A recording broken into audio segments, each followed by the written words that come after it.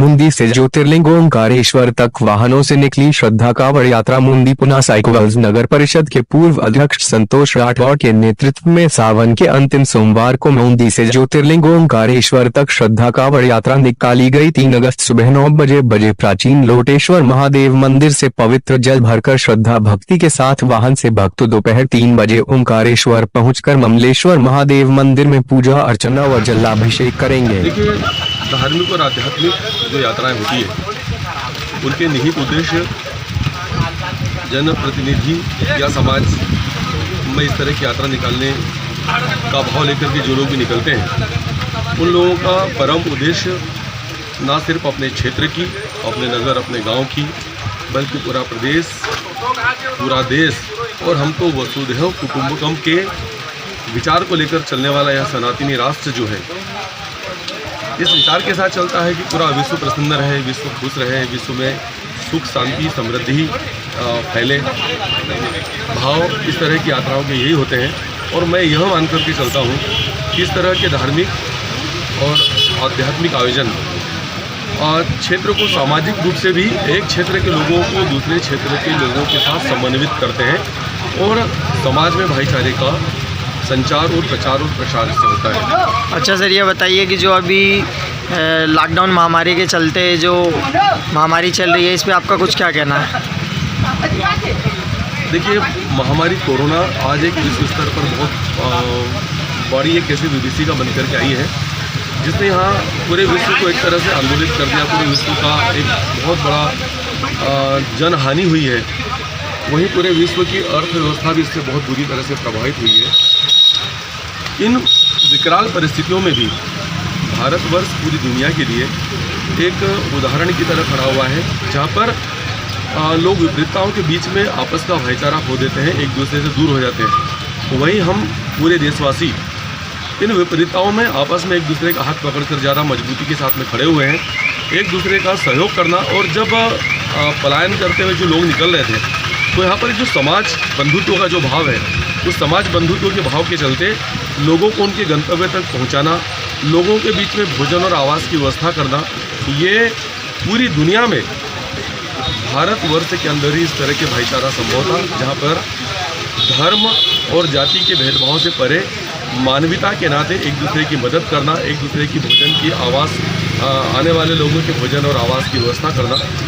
इस विभीषिका ने हमको समझाया भी है कि विपरीतताओं में ये भारत देश तो वह देश है जिसने विपरीतताओं के बीच में भी अपने लिए अनुकूलता निकाली है। और अनुकूलता ये है कि हमारे देश में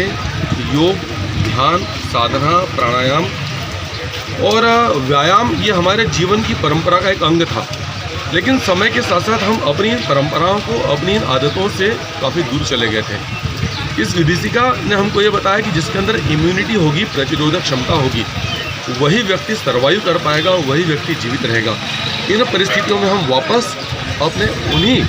पुराने रोग प्रतिरोधक अपने अंदर इम्यूनिटी सिस्टम को डेवलप करने की हमारी जो अपनी परंपरा है, उस परंपरा की तरफ वापस चल करके आए हैं। और अपने शरीर को स्वस्थ रखें, अपने परिवार को स्वस्थ रखें, इसी बात को लेकर हम लोग आगे चल रहे हैं। एक बात मैं आपके चैनल के माध्यम से ज़रूर कहना चाहूँगा,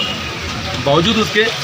सिर्फ अपनी रोग प्रतिरोधक क्षमता अर्थात इम्यूनिटी सिस्टम पर ही भरोसा न करें, अपितु मास्क का उपयोग करें, सैनिटाइज़र का प्रयोग करें, सामाजिक दूरी थोड़ी सी बना करके रखें। इसका सर्वश्रेष्ठ तरीका सिर्फ और सिर्फ संक्रमण से बचाव का मास्क, सैनिटाइज़र और सामाजिक दूरी है। मुझे ये बोलने में बड़ी प्रसन्नता का अनुभव भी हो रहा है कि हमारे ग्रामवासी आज भी इस तरह के संक्रमण से मुक्त हैं। और मैं परमपिता परमेश्वर से प्रार्थना करता हूँ कि ग्रामीण क्षेत्र के लोग यूँ ही उनका मानस बड़ा सरल, सहज और सुगम होता है, वे इस विभीषिका से प्रभु के आशीर्वाद से हमेशा बचे रहें, और क्योंकि वही हमारे अन्नदाता हैं, वही हमारे लिए सभी प्रकार से आगे बढ़ने के साधन भी हैं। अच्छा, कितने वर्ष हो गए आपको यहाँ कांवड़ यात्रा संचालित? कांवड़ यात्रा निरंतर मुझे लोटेश्वर महादेव मंदिर जो प्राचीन मंदिर है मुंदी का, और मैं तो उसको पौराणिक मंदिर भी कहूँगा, उस मंदिर से प्रारंभ होकर के ओंकारेश्वर और ज्योतिर्लिंग ममलेश्वर तक यात्रा करती है। मुझे 5 वर्ष निरंतर इसको निकालते हुए 6वां वर्ष है। इसके पूर्व भी और इसके साथ साथ भी हम लोग हमारे क्षेत्र के सांसद माननीय नंद कुमार सिंह जी चौहान के नेतृत्व में इस कांवड़ यात्रा को निकालते थे। माननीय नंद कुमार सिंह जी चौहान खंडवा के रामेश्वर धाम से यात्रा लेकर निकलते थे, मैं लोटेश्वर धाम से यात्रा लेकर निकलता था और हम दोनों की यह श्रद्धा यात्रा कांवड़ यात्राएँ सनावद में जाकर के एक साथ एकत्रित होती थी। फिर वहाँ पर दोनों श्रद्धा कांवड़ यात्राएँ एक होकर के ओंकारेश्वर की तरफ आगे प्रस्थान करती थी जाती थी। अच्छा, जो आपकी मानदाता विधानसभा से जो कांवड़ यात्रा होती थी जिसमें काफ़ी संख्या में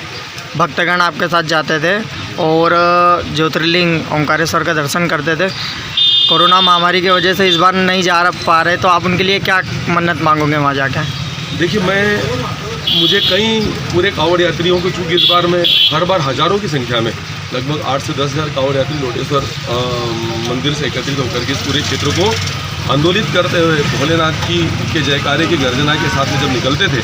तो पूरा क्षेत्र एक तरह से भोलेनाथमय और आध्यात्मिक वातावरण से ओतप्रोत हो जाता था। तो जैसे ही इस कांवड़ यात्रा का समाचार दूर दूर तक ग्रामीण अंचलों के तक पहुंचा तो मुझे बहुत सारे फ़ोन आए, बहुत सारे लोगों ने मुझे इस बारे में कहा कि भाई साहब आपने हमको इस कांवड़ यात्रा की सूचना नहीं दी और आप अकेले गाड़ियों से जा रहे हो, हमको अच्छा नहीं लग रहा है। मैंने उन सब लोगों से विनम्रता से और क्षमा प्रार्थना से ये बात को कहा कि आप बेशक मेरे साथ नहीं हो, लेकिन आपके आत्मीय भाव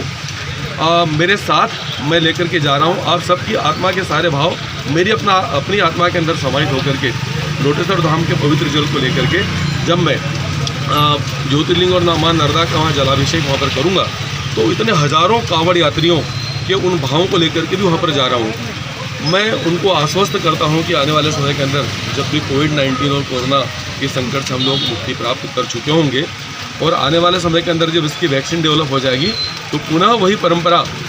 हज़ारों की संख्या के अंदर उन सभी हमारे कांवड़ यात्रियों के साथ भोलेनाथ का जयकारा करते हुए क्षेत्र की सुख शांति की प्रार्थना और कामना लेकर के हम पुनः इस क्षेत्र से जब निकलेंगे तो पुनः कांवड़ यात्री आनंद के साथ में पूरे क्षेत्र को सुख शांति और समृद्धि के संदेश और उपदेश देता हुआ निकलेगा।